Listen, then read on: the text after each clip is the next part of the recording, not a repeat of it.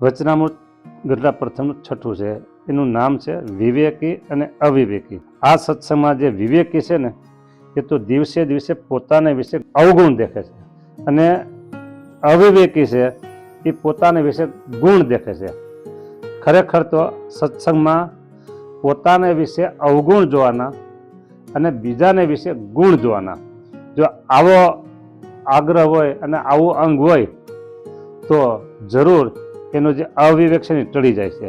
પોતાને વિશે ગુણનું જે માન તેનો ત્યાગ કરી અને શૂરવીર થઈ ભગવાન અને ભગવાનના સંતને વિશે વિશ્વાસ રાખે તો એનો અવિવેક ટળી જાય છે.